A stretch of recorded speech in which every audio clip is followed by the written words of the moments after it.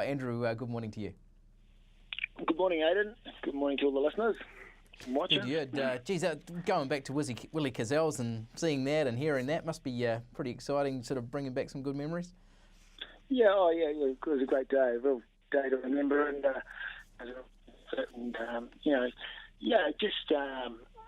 was quite interesting. You see Humidor now and what he's gone on to do, and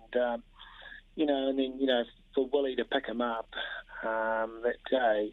It reminds you how good Willie was. So, Humidor went on nearly beat Winks. And Willie's done a great job to pick him up. And admittedly, our horse had a far better run in the race than Humidor. He didn't get the best run in the race that day. So, it was a great day.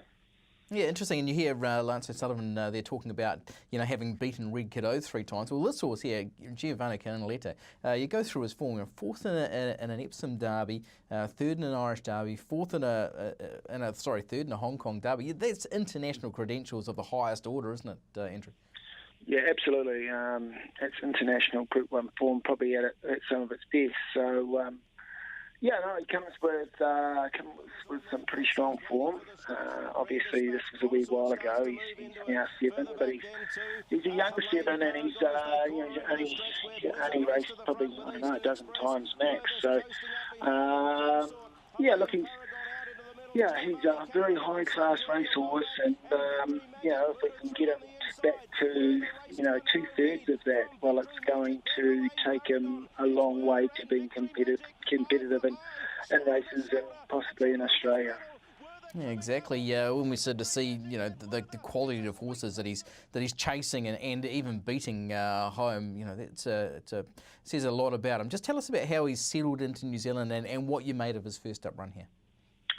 Yeah, well, look, he's been in New Zealand for a jolly good 18 months now. We brought him home, we locked him up for a month, and then he was out in the Grandview Hills for 12 months on the hills there, and strengthened up his legs and gave him a long time to recover from all those aches and pains. And then we did a little bit of rehab on the Te Akau treadmill. I'm very fortunate to let us use and get him going on that. And then we tipped him out again, and then we obviously brought him back, and a long, slow build up from there. And we obviously got him out to Tauranga there a couple of weeks ago, and he went in with no trial. We didn't want to trial him and risk him on moving ground or well-used ground. And his run there at Tauranga was well encouraging. He never run shorter than a mile in his life, and we didn't expect him to run that well. Like the 1,300 metres, he actually got up and done the pace of the race really comfortably. He's done a good job, brought him out on the good ground on the outside, and he ran home, generously, and it was far and away, better than our expectations. With him so stoutly bred, and all his form around 2,000 metres and beyond. For him to sprint as well as he did that day, we were well pleased. So, all in all, we were really pleased with his first day out. Okay, today goes around in the Eagle Technology Stakes at Group 3 with just 55 on his back. Expectations? Yeah, well, look, he obviously comes in well at the weights. But I think we've all got to remember that, he's been away from the track a really long time, and, he's probably going to take 2 or 3 runs, been an older horse now, and, he actually parades today a slightly heavier in body weight than he was at Gate Par at Tauranga. So he's done pretty well between runs. He obviously had the benefit of the run under his belt, but his body weight's up a little higher.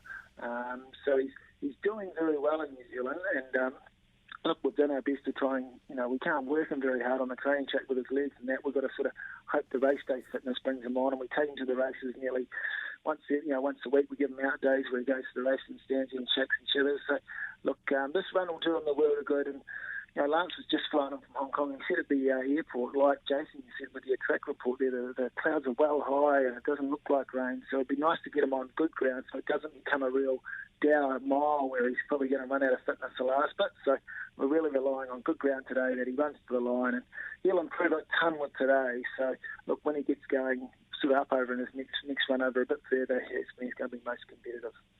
When will that next run be? Oh, well, look, I suppose, there's the Group 1 on Boxing Day over 2,000 metres. There's the 2,400 metre race on the last day there at Ellerslie. It'll be just sort of, whichever way, sort of working towards. If he's looking quite dour, well, would have no hesitation stepping straight out to 2,400 metres.